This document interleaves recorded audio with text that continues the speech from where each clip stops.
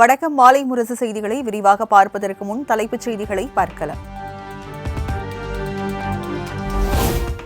தொகுதி மறுசீரமைப்பு தமிழகத்திற்கு மட்டுமல்ல, ஒட்டுமொத்த தென்னிந்தியாவுக்கு அபாயகரமான செயல்.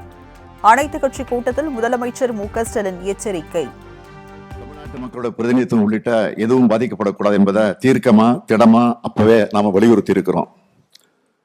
இந்த தொகுதி மறுசீரமைப்பு என்பது தமிழ்நாட்டுக்கு மட்டுமல்ல, ஒட்டுமொத்த தென்னிந்தியாவுக்கே அபாயமான செயல்.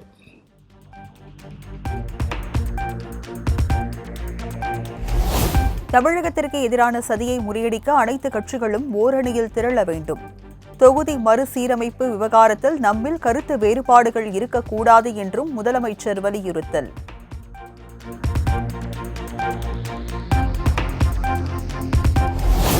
தொகுதி மறுசீரமைப்பு திட்டத்தை அடுத்த 30 ஆண்டுகளுக்கு ஒத்திவைக்க வேண்டும். அனைத்துக் கட்சி கூட்டத்தின் வாயிலாக பிரதமர் மோடிக்கு முதலமைச்சர் மு.க.ஸ்டாலின் வலியுறுத்தல்.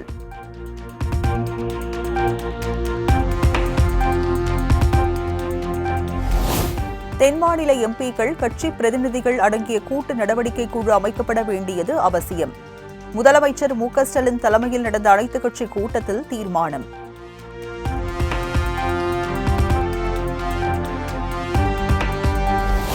மக்கள் தொகையை கட்டுப்படுத்த வட மாநிலங்கள் முயற்சிக்கவில்லை என அதிமுக முன்னாள் அமைச்சர் ஜெயக்குமார் விமர்சனம். மாநிலங்களின் சராசரி மக்கள் தொகை அடிப்படையில் சீரமைப்பு பணிகளை மேற்கொண்டால் பாதிப்பு இருக்காது என்றும் அனைத்துக் கட்சி கூட்டத்தில் பேச்சு.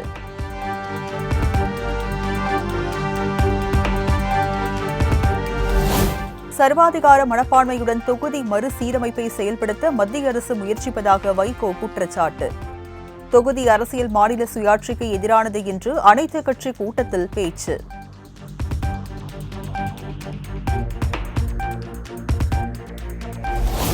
தற்போதுள்ள 543 என்ற எண்ணிக்கையில் நாடாளுமன்ற தொகுதிகள் தொடர வேண்டும்.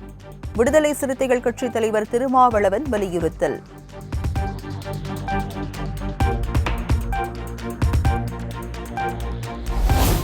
தொகுதி மறுவரையில் ஹிந்தி பேசாத மக்கள் வாழும் மாநிலங்களை அதிக பாதிப்பை எதிர்கொள்ளும்.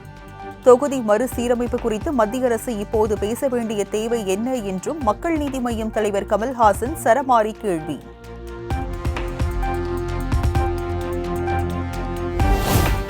அனைத்துக் கட்சி கூட்டம் என்ற பெயரில் ஓரங்க நாடகம் அரங்கேற்றியுள்ளது திமுக. அதிமுக முன்னாள் அமைச்சர் ஜெயக்குமார் குற்றச்சாட்டு.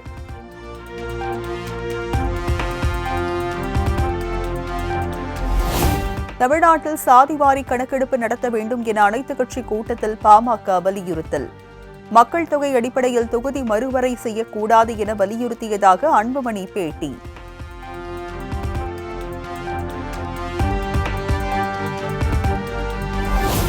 மக்களவை தொகுதி மறுசீரமைப்பு என்பது தமிழ்நாட்டிற்கான தண்டனை என தமிழக வெற்றிக் கழக தலைவர் விஜய் கருத்து. அனைத்து மாநிலங்களின் ஒருமித்த கருத்தின் அடிப்படையிலேயே மறுசீரமைப்பு பற்றி மத்திய அரசு முடிவெடுக்க வேண்டும் எனவும் வலியுறுத்தல்.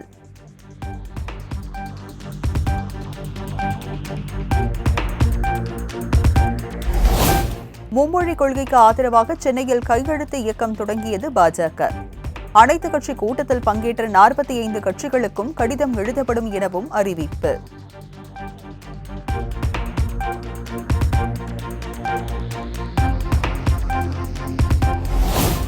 பாஜக கூட்டணி குறித்து யாரிடமும் மறைமுகமாக பேசவில்லை என அண்ணாமலை விளக்கம். தேர்தல் வரும்போது கூட்டணி குறித்து அறிவிக்கப்படும் எனவும் பேட்டி. அண்ணன் டிடிவி தினகரன் அவர்கள் என்னோட ஒரு நிகழ்வில் பங்கேற்கிறாங்க பொள்ளாச்சி பகுதியில். நேற்று அவங்க அறிவிச்சாங்க 2026 எங்கள் பயணம் தேசிய ஜனநாயக கூட்டணி பாஜகவோட தான் இருக்கும். இருந்தாலும் நாளைக்கு நாங்கள் அனைத்து கட்சி கூட்டத்துக்கு போறோம், எங்க கருத்தை நாங்கள் வைக்க போறோம்.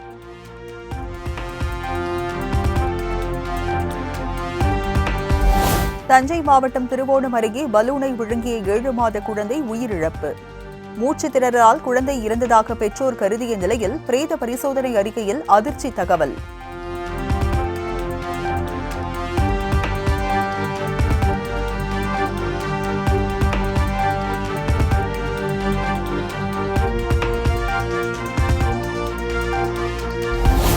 முகேஷ் அம்பானியின் ரிலையன்ஸ் மற்றும் கூட்டு நிறுவனங்களிடம் 24,000 கோடி கூடுதல் கட்டணம் கேட்டு மத்திய அரசு நோட்டீஸ். ஓஎன்ஜிசி எண்ணெய் வயல்களில் அனுமதிக்கப்பட்ட இடத்தை தாண்டி எரிவாயு எடுத்ததால் நடவடிக்கை.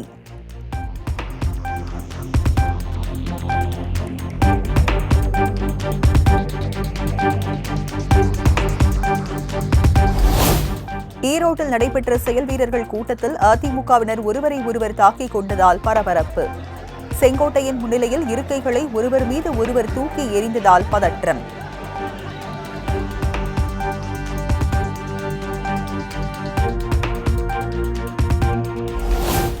அதிமுக முன்னாள் அமைச்சர் செங்கோட்டையன் வீட்டில் பாதுகாப்பு தீவிரம். ஈரோடு மாவட்டம் கோபிச்செட்டிப்பாளையத்தில் உள்ள செங்கோட்டையன் வீட்டில் துப்பாக்கி ஏந்திய போலீசார் பாதுகாப்பு.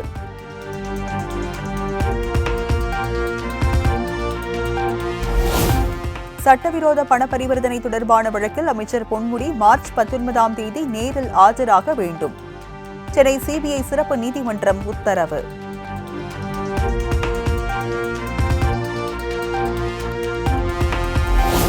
தேமுதிகவுக்கு ராஜ்யசபா சீட் வழங்குவது தொடர்பாக ஜூலை மாதம் நல்ல செய்தி வரும். தேமுதிக தலைமையை தொடர்பு கொண்ட அதிமுக மூத்த தலைவர்கள் பொறுமையாக இருக்க அறிவுறுத்தியுள்ளதாக தகவல்.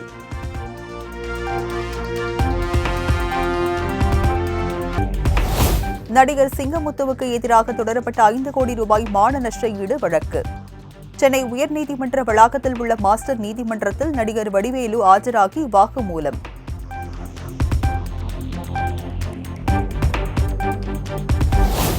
கிளாம்பாக்கம் பேருந்து முனையம் புறநகர் ரயில் நிலையம் இடையே அமைக்கப்படும் நடை மேம்பாலம். நிலம் கையகப்படுத்துவது தொடர்பான செங்கல்பட்டு மாவட்ட ஆட்சியரின் அறிவிப்புகளை ரத்து செய்தது சென்னை உயர்நீதிமன்றம்.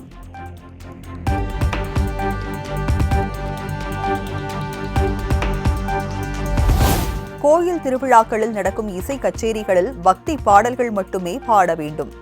சினிமா பாடல்கள் பாட அனுமதி இல்லை என சென்னை உயர்நீதிமன்றம் திட்டவட்டம்.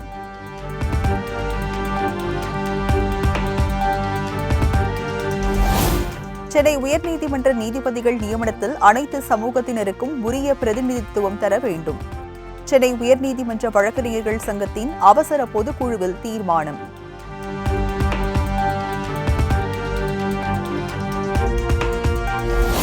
ஒசூர் அருகே விவசாய குட்டை நீரில் மூழ்கி பள்ளி மாணவன் தலைமை ஆசிரியர் உயிரிழப்பு. மாணவனை காப்பாற்ற சென்ற பள்ளியின் தலைமை ஆசிரியரும் நீரில் மூழ்கி உயிரிழந்த சோகம்.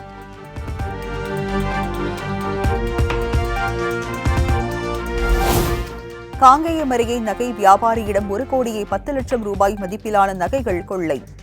போலீஸ் என கூறி கைவரிசை காட்டிய மர்ம நபர்களுக்கு காவல்துறை வலைவீச்சு.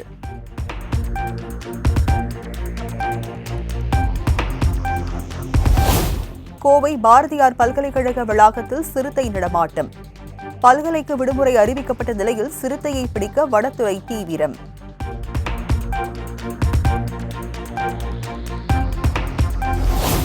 திருவண்ணாமலை மாவட்டம் ஆரணி அருகே களை கட்டிய எருதுவிடும் விழா.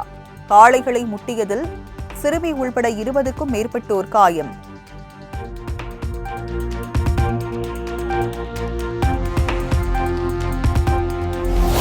கோவை கோணியம்மன் கோயில் திருத்தேர் திருவிழா கோலாகலம். தேரை வடம் பிடித்து இழுத்த பக்தர்கள்.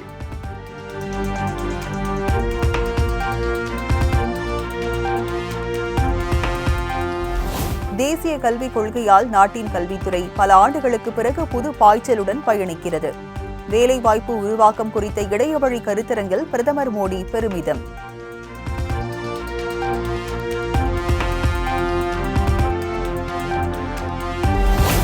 குஜராத்தில் கடந்த 2 ஆண்டுகளில் 143 சிங்கக்குட்டிகள் உள்பட 286 சிங்கங்கள் உயிரிழந்துள்ளதாக அதிர்ச்சி தகவல்.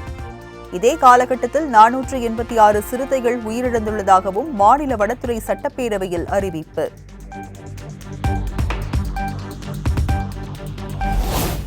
ஜம்மு காஷ்மீரின் சோனாமார்க் பகுதியில் திடீர் பனிச்சரிவு. நல்வாய்ப்பாக உயிர் சேதம் ஏற்படவில்லை என தகவல்.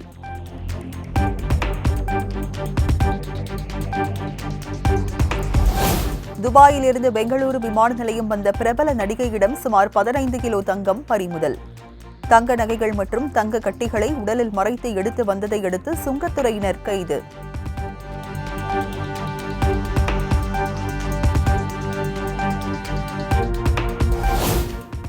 ஜப்பானில் காட்டுத்தீயால் சுமார் 6500 ஏக்கர் தீக்கிரை.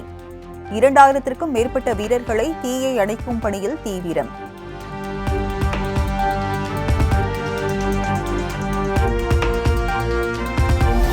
ஏப்ரல் 2ஆம் தேதி முதல் இந்தியா, சீனா உள்ளிட்ட நாடுகளின் பொருட்கள் மீது பரஸ்பர வரிகள் விதிக்கப்படும். தொழில்துறையை மேம்படுத்த அமெரிக்க பரஸ்பர வரி விதிப்பு அவசியமான ஒன்று என்றும் அதிபர் டிரம்ப் அதிரடி.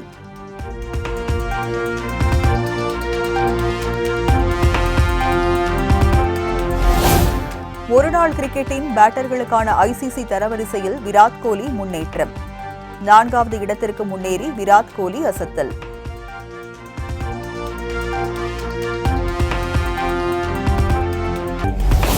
சர்வதேச ஒருநாள் போட்டிகளில் இருந்து ஓய்வு பெறுவதாக அறிவித்தார் ஆஸ்திரேலிய கேப்டன் ஸ்டீவ் ஸ்மித்.